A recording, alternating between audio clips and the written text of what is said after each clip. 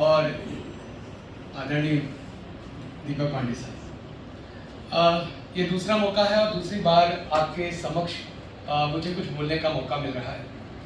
जब आपने उद्बोधन दिया तो एक हिंदी विषय के प्रति जो मेरा लगाव है कि राजनीति शास्त्र की विभागाध्यक्ष सम्मान कर रहे हैं, तो हिंदी एक ऐसा मंत्र हो जाता है जिसमें सारी धुरियां अपने आप एकत्रित, चाहे वो हिंदी विभाग का हो या ना हो, परीक्षा विभाग के सर बैठे हुए हैं। तो हिंदी एक ऐसा विषय है जो सभी भाषाओं को, सभी रीतियों को, सभी विचारों को जोड़ता है।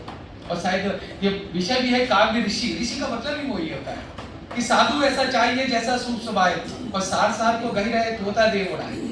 मतलब सार जो है हमारे जीवन का, वो ऋषि लोग हमारे सार को अलग कर देंगे, कचड़ा।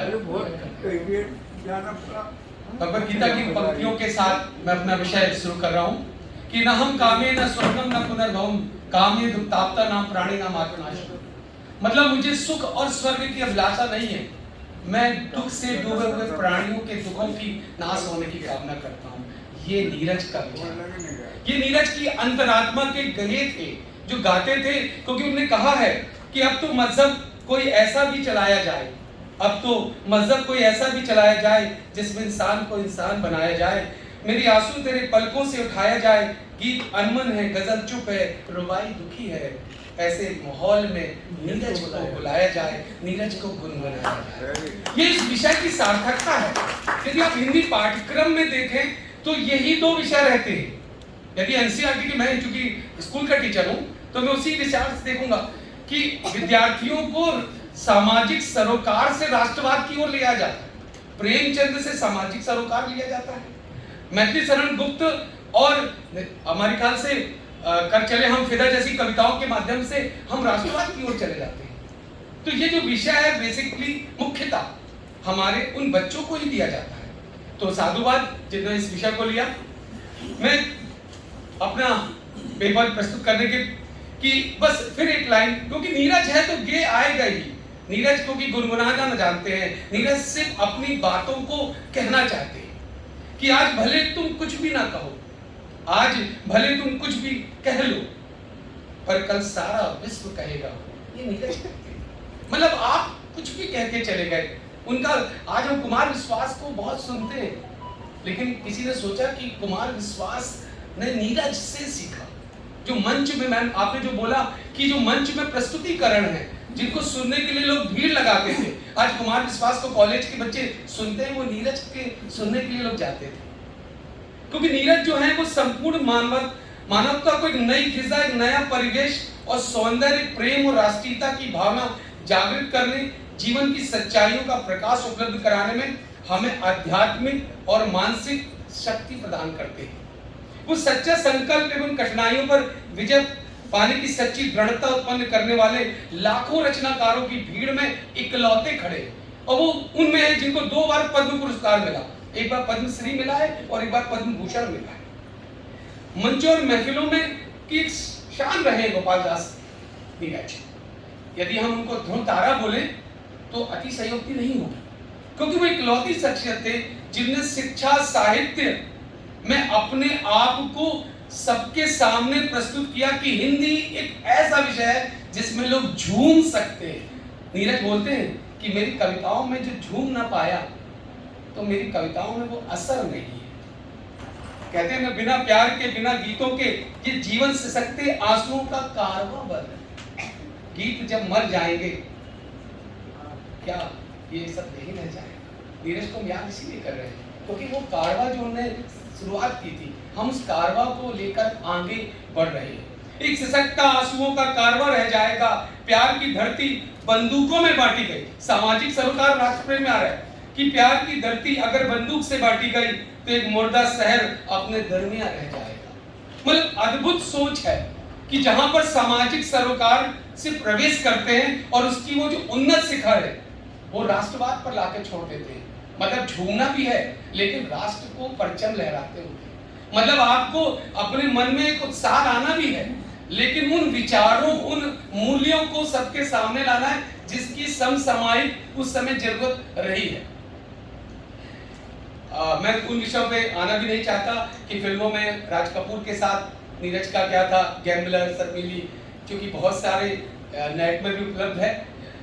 लेकिन एक मुख्य बात जो आपने बोली और मुझे लगता है कि वो यति गेयता जो आपने बोली, तो मुझ जैसे हिंदी के विद्यार्थी के लिए वो एक अद्भुत उदाहरण था, क्योंकि उनमें गेयता है, उनकी गीतों में एक लहर है, प्रवाह है।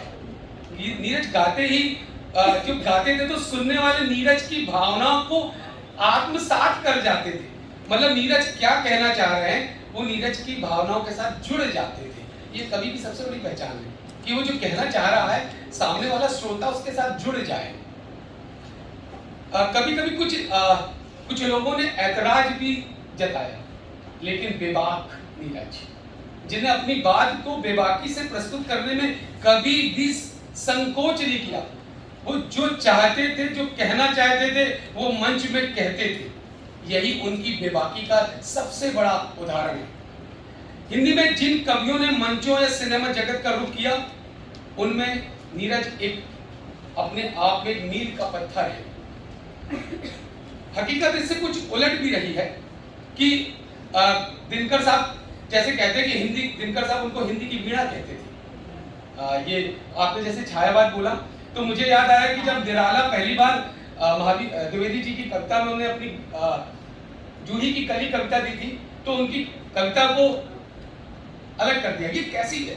लेकिन वही कविता मुक्त छंद की सबसे बड़ी कविता हुई।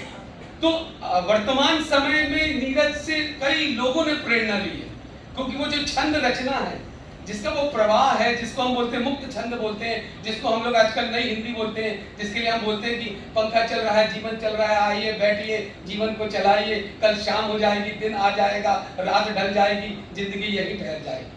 भाव है, कविता का कोई स्रोत नहीं है, कोई लिखा नहीं जाता, ये भाव है जो हमको नीरज ने सिखाया है। क्योंकि नीरज ऋषि वर्ड यूज किया है। ऋषि का मतलब है जो हमको नए विचारों को अंगीकार करने के लिए मार्गदर्शन देते हैं। मैं ज्यादा समय नहीं लूंगा और अपनी वाणी को विराम दे रहा हूं, क्योंकि समय कम है।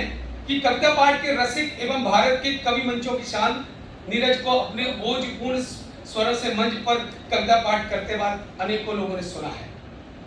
नीरज ने कविता को जनप्रिय, लोकप्रिय और गेय बनाया है, मतलब जो सुनी जा सकती है, जिसको हम बार बार, वो इकलौते विद्रोही कवि थे जिन्होंने स्वयं को विद्रोही कहकर कि मैं विद्रोही हूँ, जगत में विद्रोह करने आया हूँ, ये लाइन से बताया कि उन्होंने कोई बिना, मैंने मतलब बेबाक कि मैं विद्रोही हूँ, मुझे जो गलत लगता है, जैसे अपन बोलते हैं कि दुष्यंत कुमार को अगर मैं बोलता हूँ कि यदि दुष्यंत कुमार की कविता में भूल रहा हूँ कि जुबान शायर की, कि वो जो बेबाकी है कि उसकी जुबान यदि शायर की रोक दी जाएगी तो ये सरकार, भैया मैं भूल रहा हूँ, शायर की ये एहतियात है बहर के लिए, ये दुष्यंत कुमार की, मतलब जो विद्रोह है उस समय बोला होगा, आज भी वो बिल्कुल समकालीन प्रासंगिक है।